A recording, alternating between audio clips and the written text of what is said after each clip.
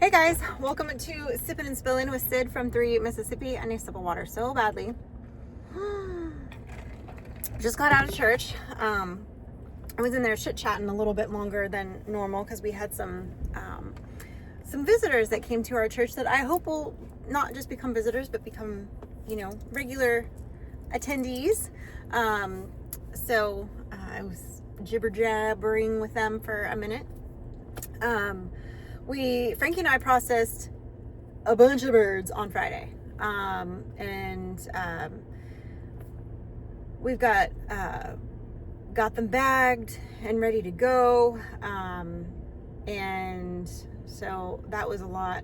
That was good. I got the birds out of the brooder, moved into the chicken tractor, which was good because they were ready for that. But I still need to clean out the brooder because I didn't get to that yet, which it's a little bit of an undertaking. So I'm sort of like, so rewind the story. I think I might have mentioned to you guys that I fell on Wednesday and I felt pretty good. Like I have a decent sized bruise on like my kneecap and like going onto my shin. And it doesn't hurt like constantly, but like when I'm doing my exercises or like today when I knelt down at communion, I was like, oh, bless. And it was a little bit of a jarring fall. And y'all know I have my whole back and hip situation. It really started to hurt on Friday night, Saturday. And I had forgotten about the fall and was basically just thinking like, it's from standing there processing the birds, which sometimes can make me a little bit sore because you're standing in one place and you got to go catch, and a lot of times I'm doing it by myself. So I'm going and I'm catching the birds and then you're down doing their neck and then you're doing the water and you're doing the stuff. But Frankie was helping me. So she was doing the scalding and the plucking and she caught all the birds for me. So I still had to go down and do the slicey slice, and hold their necks for a minute. And that's kind of an awkward angle because we didn't put the cones up high enough. It was part of the problem, is why I have to like get down on my knees to do it.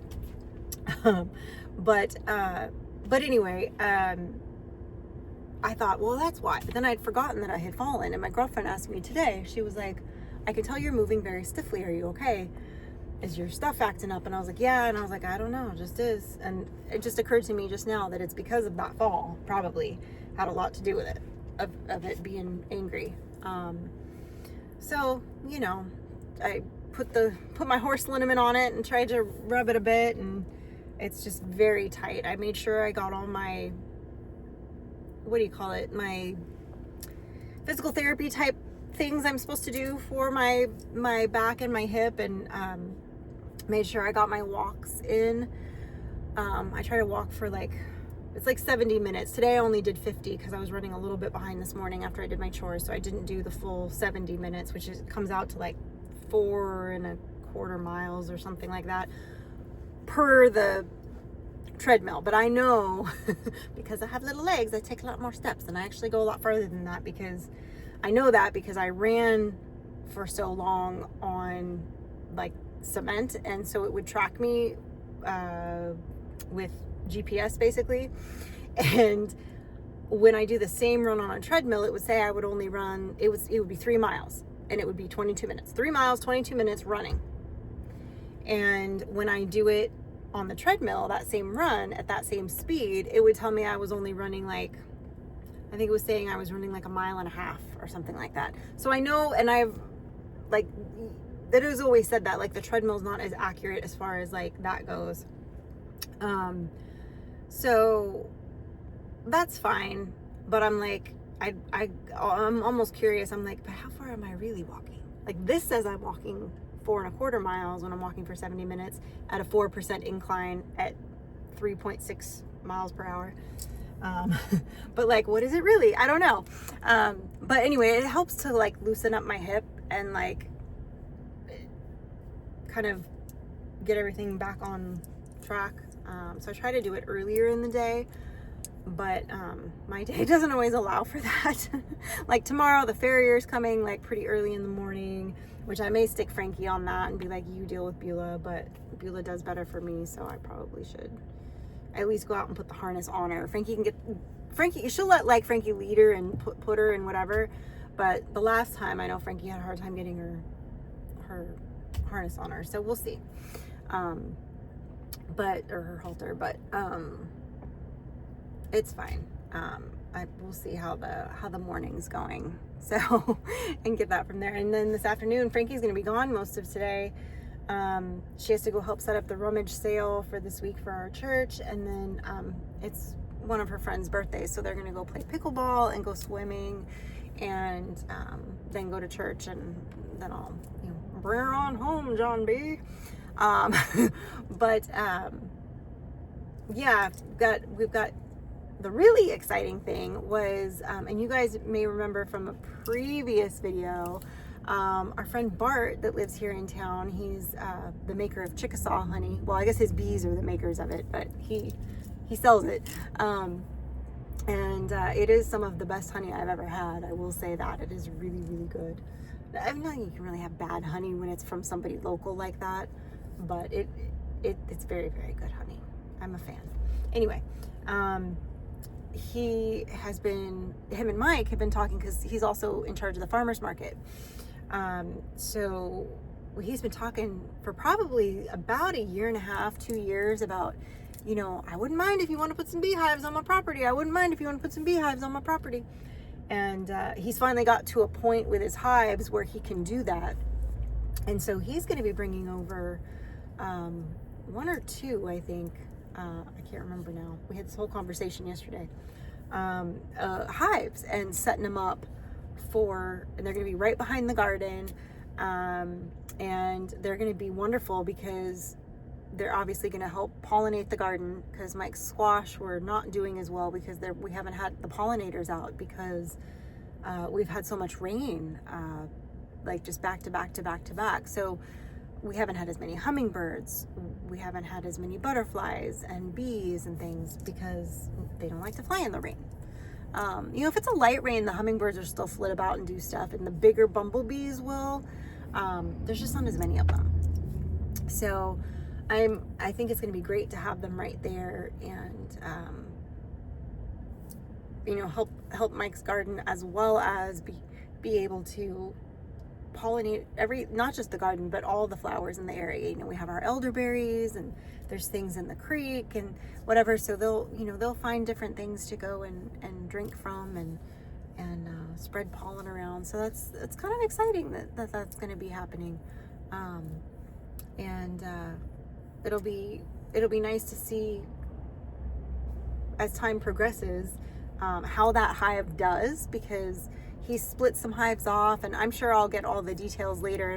He's going to come by later this evening and set it up. So I will probably film that and pick his brain a little bit about some of that stuff.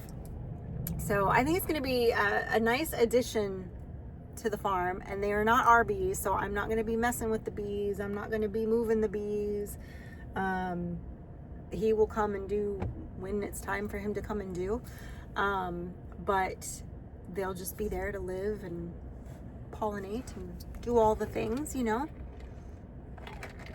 which will be great.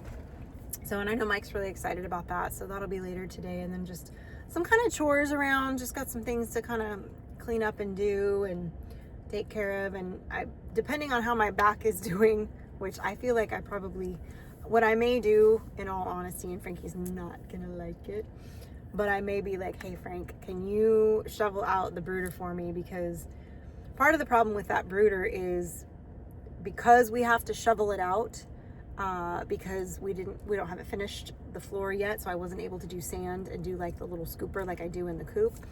And the door is like not even a half, it's like, I don't know, it's a skinny door. So to get the shovel in there, maneuver it, and jump over the barrier and the whole thing, it's very taxing on my lower back and hip to do. I've done it and I can do it. It doesn't feel great, but I can do it when I'm not at the level of I'm at right now. I try not to let it slow me down, and I try not to let it stop me from doing stuff, but I also have to pay attention that when it acts up, I have to pay attention to that and not push it too hard, because then I end up making it worse, because then it's not just the like the joints in the area, it becomes like the muscles become very mad and inflamed, and then it's like a whole thing, and then it takes a really long time for it to calm down. So I did take a Flexeril last night to help calm it down, which it did help for a while, and then I had been putting my horse liniment on it that works as best as anything, I guess, can. But it's, you know, cheaper than buying the Icy Hot or whatever. But it's, you know, if it's good enough for a horse, it's good enough for me. So anyway, so rub that on there and just hope for the best. So yeah, so that's what's going on. There's this week, I'm hoping, depending on the weather, we're going to be able to run some hot wire. I was hoping we were going to work on the brooder this weekend, but Mike had too much going on in the garden, so he ended up working in the garden not most of yesterday. He probably spent a couple hours in the garden yesterday. He did go to our friend Ryan's property to try to look for elderberries bushes. I'm not sure why. I didn't get the whole story on that. I think he just wanted to mark where they were for Ryan. I don't know. But that took a few hours. And so anyway, there was kind of some oddball stuff going on yesterday, I guess. But it's, you know, it is what it is. So if we don't get to work on the brooder and finish the flooring before the next round of birds, that's a bummer, but that might happen. But I still need to get the brooder cleaned out either way. And then I have birds coming the following week. I'll have those ducks coming, and then we need to run, hopefully, like I said, this next week, run some hot wire. We need to get the new ewes hot wire trained. We need to put them into the other area where, after they're hot wire trained, where we can run the lines to move them. So obviously you don't want to run an electric line in the rain. So we've had so much rain lately that we've been like, well, we can't do it today. And so there's that. But I'm hoping that someday this week, or at least Saturday, we'll be able to really work on running that electric line and kind of getting that finished so that I can start getting them moved. Because right now my hands are a little bit tied. I did talk to Mike about moving the ewes from the upper paddock to the lower paddock.